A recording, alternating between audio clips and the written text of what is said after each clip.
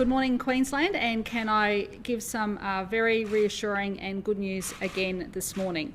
So we have 3 new cases. Now, one was the partner of the cleaner that we advised everyone of yesterday afternoon, and we have 2 further in hotel quarantine, a father and a daughter. So that is fantastic news, and once again I do want to thank everybody for doing the right thing.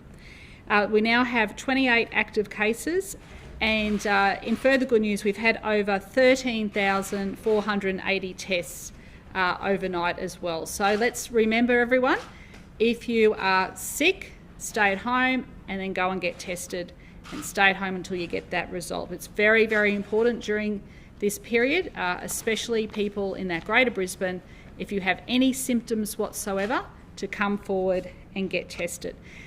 Before handing over to Dr. Young, I just want to say how personally grateful and proud I am of the work that everybody has been doing during the lockdown and now post-lockdown. It's great to see. There were people, obviously it was crowded, crossing some of the streets today, and people had their masks on. So once again, if you're in doubt, wear your mask. And the Q&As are out there. I urge everyone to have a look on the website about where and when you should be wearing it. And of course, don't leave home without it, especially in that Greater Brisbane region. Just put it in your pocket or your handbag as you walk out that front door and have it with you. And if you are feeling compromised at any stage, put that mask on. But hopefully everyone's reading the Q&As, and I thank everyone for their cooperation during this period. So I'll hand over to Dr. Young. Thank you, Premier. So, excellent news overnight. We've had those 3... I apologise, thank you. I just forget I have it on now.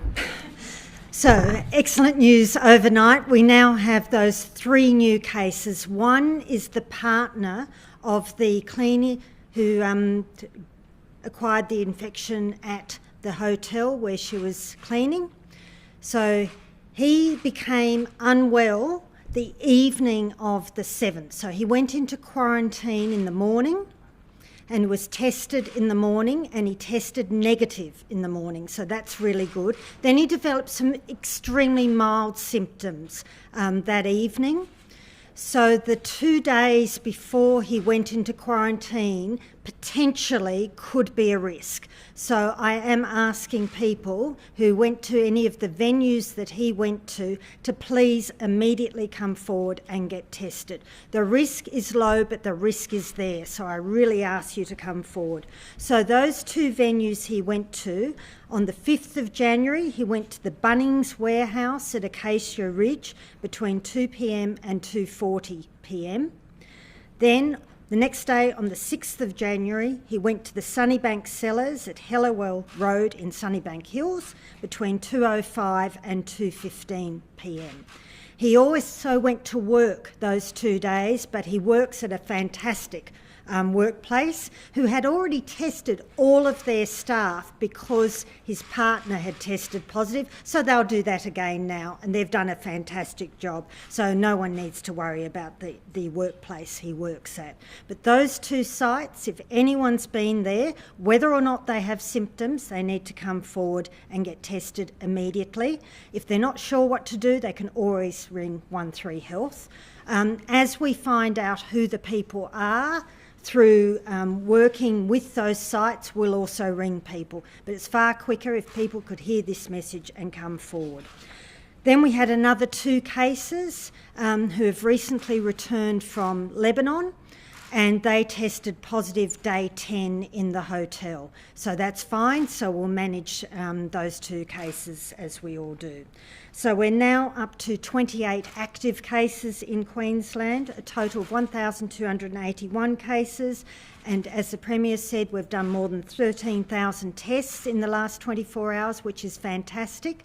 It's really, really important that anyone who has any symptoms anywhere in the state, no matter how mild, immediately comes forward and gets tested. Outside of places that we've notified in the media, if you don't have symptoms, you don't need to come forward and get tested.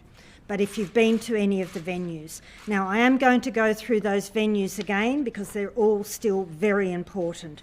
So the Woolworths Callum Vale North between 11 a.m. and midday on the 3rd of January. The Coles Sunnybank Hills Shopping Town in Sunnybank Hills on Tuesday the 5th of January between 7:30 and 8 a.m. And the Nextra Sunnybank Hills Newsagent on Tuesday the 5th of January between 8 a.m. and 8:15 a.m.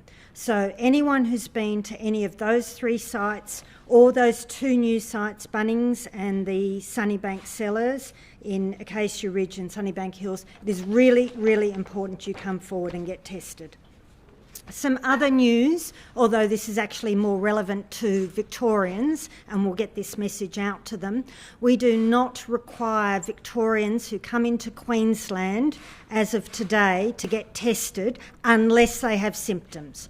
So we were requiring them to be tested when they came into Queensland and isolate till they had a negative result. We now only require them to get tested if they have any symptoms. So that's a change because we've done a risk assessment of Victoria, and given the reduction in risk, Victorians can still come into Queensland as they have been able to all along, but they only need to get tested if they have any symptoms. No matter how mild those symptoms, doesn't matter what the symptom is, they need to get tested and isolate till they get a result. Thank you.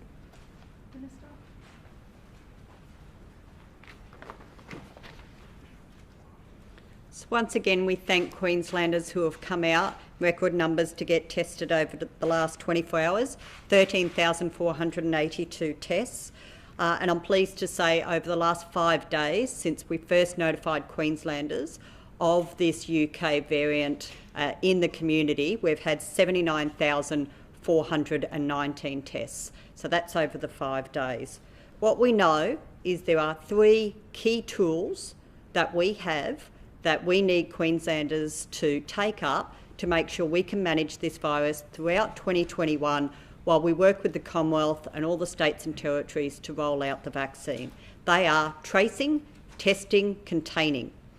Tracing, when we put up on our website and we notify the public of sites that a positive case has been at, we need people to come forward.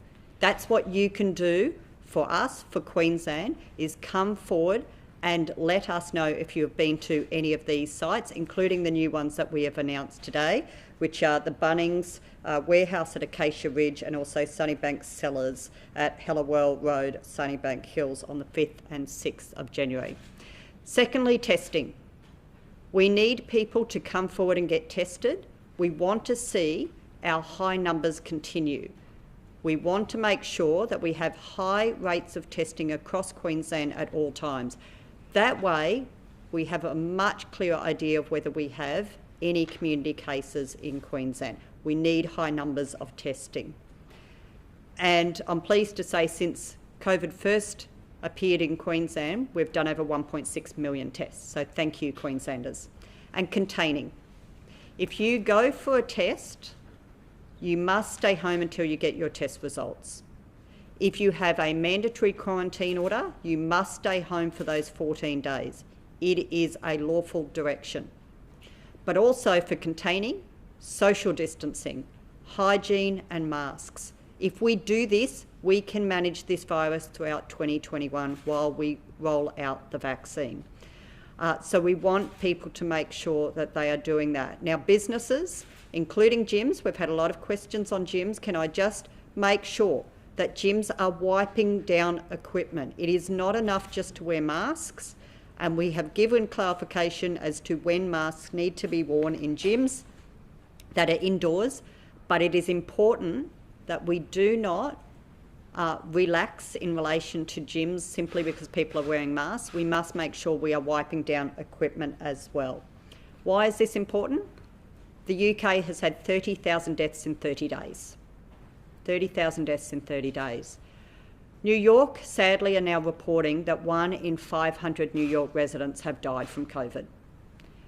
We cannot be complacent in Queensland. We need to make sure we are tracing, testing, containing. So please, Queensland, we know you've done an incredible job over the last 12 months. We need you to continue doing that. We want you to come out in large numbers to get tested. If you have any symptoms, no matter how mild, anywhere in Queensland, whether you're a visitor to Queensland or a resident of Queensland, of course, checking the website. If you've been in South Brisbane and been to any of those sites, please come forward so you can be assessed as to whether you are a close contact or not. And of course, help us contain. Stay home if you're waiting for your test results. Please social distance, best hygiene measures, washing your hands and using sanitizer. And of course, where it's mandatory to wear a mask, you must wear a mask. Where it's voluntary, please assess where you think that you need to wear it because you cannot social distance. Then, as the Premier said, if you are not sure, then wear the mask. But it is mandatory to carry your mask at all times in Greater Brisbane at the moment, and we thank Queenslanders for their willingness to do this, and we've seen many people out with their masks today, so thank you.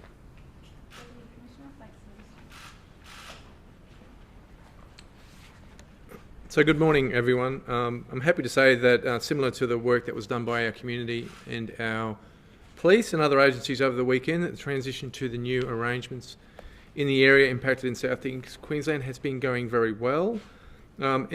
Since we started on Friday, our police officers have handed out 1,937 masks, and we've issued only 22 penalty infringement notices, which means another 2 in the last 24 hours.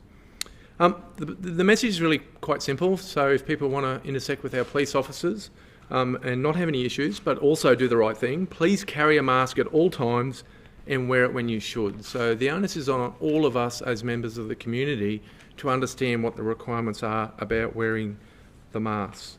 Our police will continue to carry and offer masks to those persons that don't have them when they should. We will always give people the opportunity to comply with the directions. However, if people choose not to do that, there are strict penalties that apply and up to a $1,300 fine could be imposed. I should also mention that Sydney remains a hotspot, and we've seen since the 18th of December 963,000 border declaration passes issued, and in the last 24 hours we had 5,784 vehicles intercepted at our borders, 35 persons refused entry, and at our domestic airports 3,842 passengers processed and 4 refused entry. So things remain quite busy in that space, and it's always important that people remember travelling to Queensland that those restrictions still remain in place. And finally, I should mention that the joint Queensland Health and Queensland Police investigation into how the breach of the hotel quarantine occurred is underway. It will be an investigation that if we identify things that need to be improved in the system, that we will implement them immediately and keep you advised of what's happening with that. Thank you. Any questions? Do we know yet if that man, the partner of the hotel owner, is it the UK strain?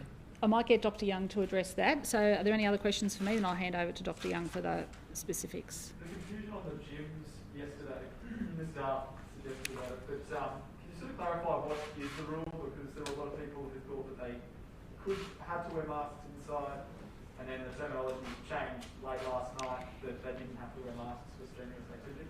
Yeah, so for strenuous activity, you can take the mask off, but otherwise you have to wear the mask inside. Yes, that's correct. So exactly what the Health Minister said. So does that include, sorry, does that include like a class where people are in a room together, like a pump class or something like that? That's my understanding, yes. Yep. But outside, you're outside, so it's different.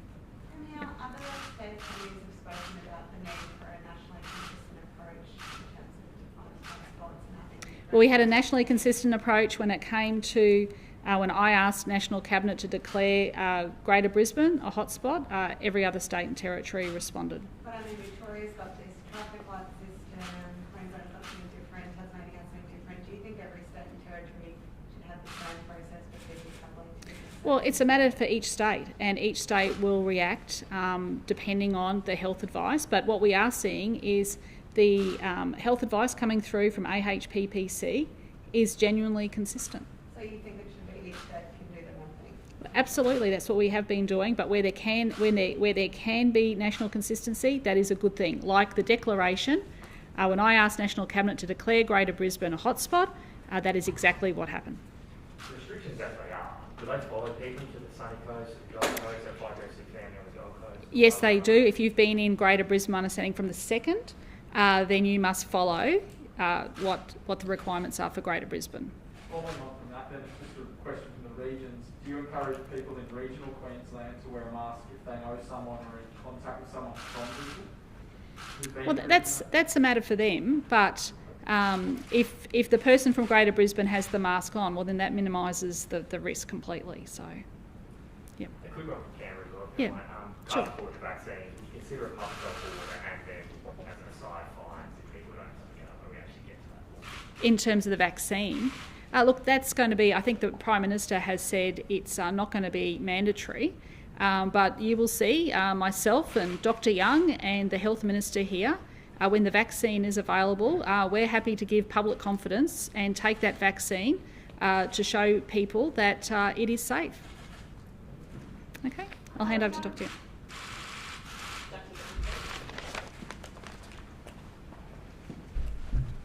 Dr Young, there's some criticism out of ANU that short, sharp lockdowns are not effective, and Adelaide is one example that's been used. What's your response to that? I think Adelaide managed their outbreak brilliantly. That was the Parkfield cluster, and in the end they only had 33 cases, which is probably one of the best responses in the country. We think here we had our Brisbane Youth Detention Centre cluster that had 50 cases, and we had the 5 initial ones that probably led to that, so 55.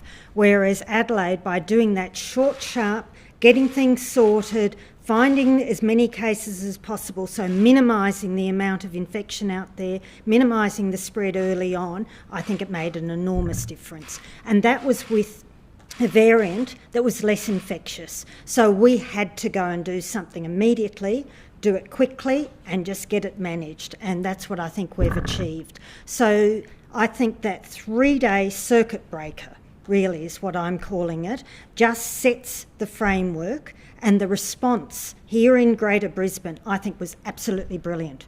I went out, people were wearing masks, people were socially distancing, people weren't going out. It was fantastic, and that happened immediately. Whereas to get the messaging out saying we've got to start, we've got to go back and socially distance again and do all those things would have been very, very difficult. So I do realise the absolute imposition. I understand the difficulties for business, but I think it has been enormously successful doing it. We'll now see the outcomes from it.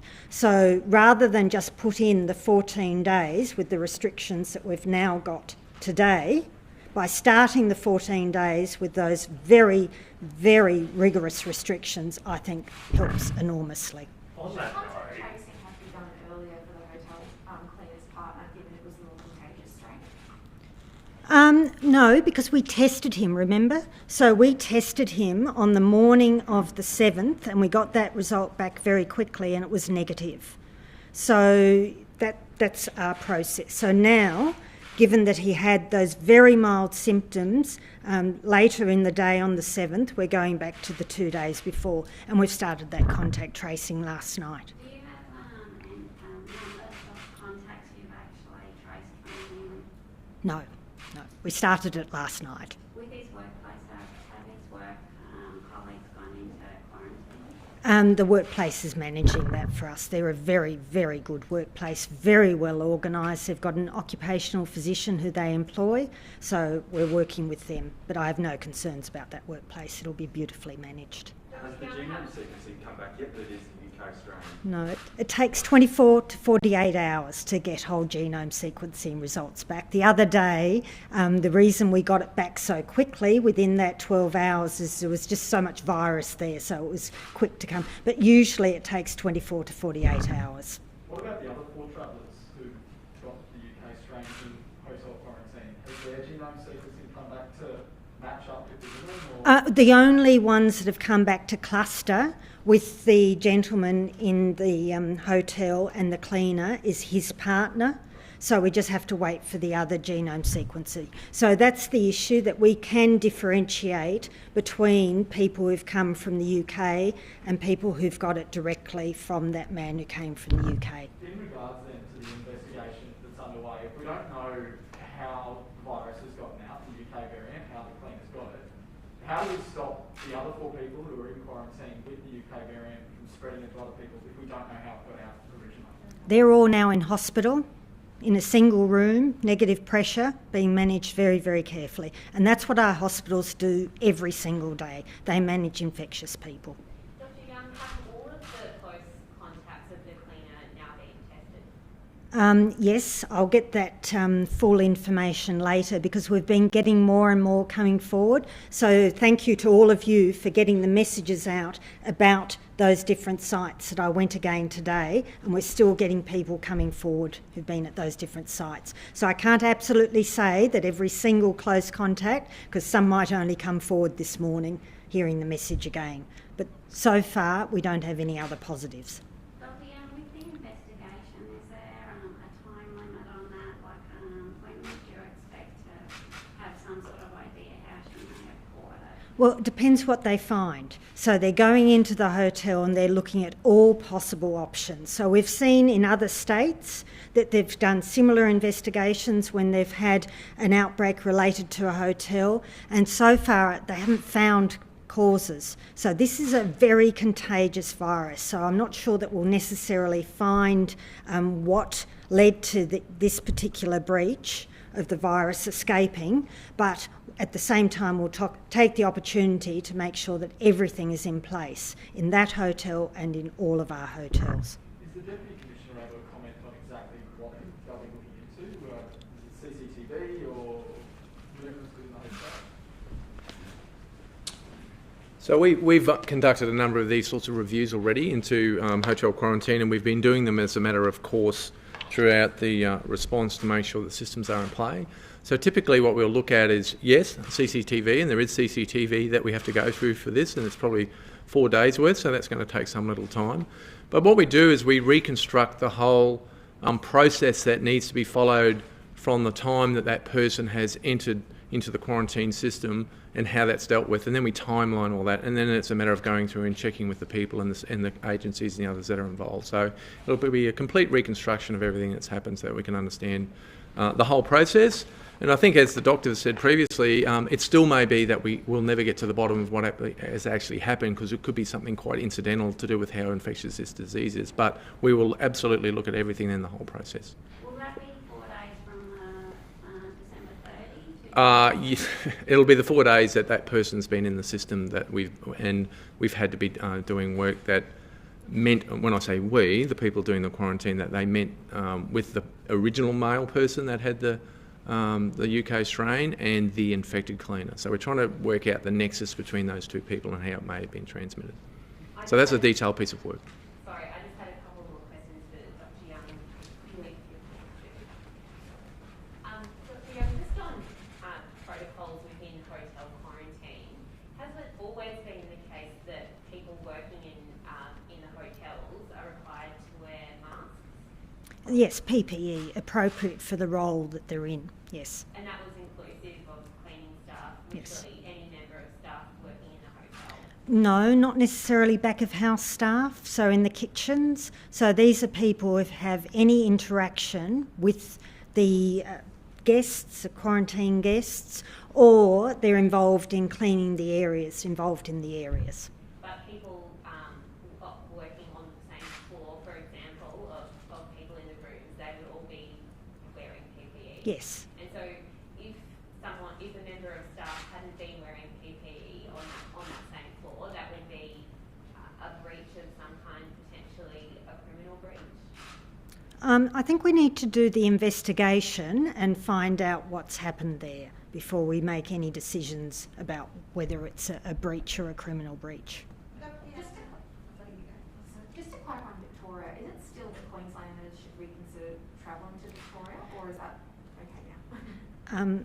Victoria won't accept Queenslanders from Greater Brisbane. If you go to Victoria from Greater Brisbane, you'll go into quarantine if they let you in. So I think that's why I was very careful to say this is about Victorians, not about Queenslanders. This is Victorians coming into Queensland.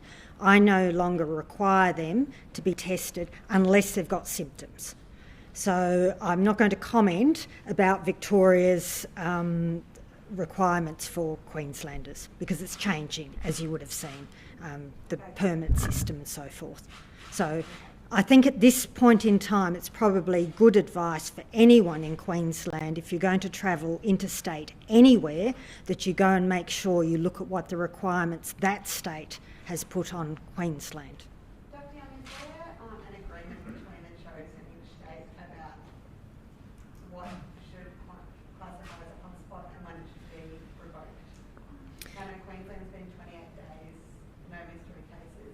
Is that the agreement each chose that should be the rule? I think we need to reset. We have now got a new variant that's 70% more infectious, so that's changed things. So I do think we need to rethink where we were, and that's what we've been doing at AHPPC. And we did provide advice to National Cabinet, who accepted that advice to change a lot of the processes. So it's changed since we had the agreement. Dr. Young, are you surprised that we haven't had a case in the last few days? I mean, every time we get the numbers, we're surprised given this virus, this variant is so contagious. I mean, every time you wake up in the morning you get that donut. Are you surprised? Well, we did get a case. We got the partner. I mean, apart from someone who's been living with this person. Yeah, just remember the incubation period is 14 days and there is no evidence that the incubation period for this new variant is any different.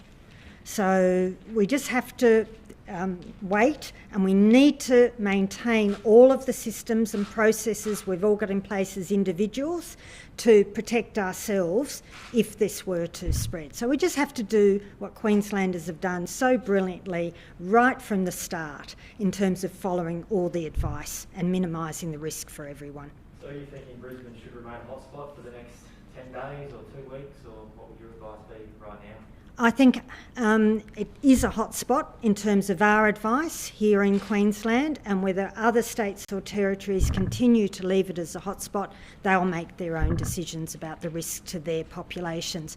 I think we all sometimes forget, I certainly do, that every state and territory is very, very different and has very different relationships with other states and territories. We're all learning about movements across our country and where people move and when they move, all of those things. So yes, Brisbane, Greater Brisbane remains a hotspot from Queensland's point of view for the 14 days incubation period. Another question for the Premier. Yeah, last question.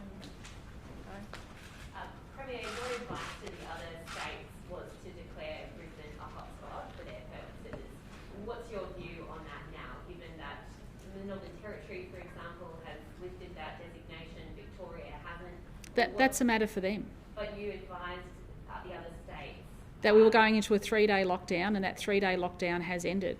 So that's a matter now for them. Sorry? Yeah, I did. And the 3-day lockdown has ended, and now it's a matter for them. But we will consider to observe that incubation period for those additional 10 days. We've been very clear. Okay? Thank you. Thank you.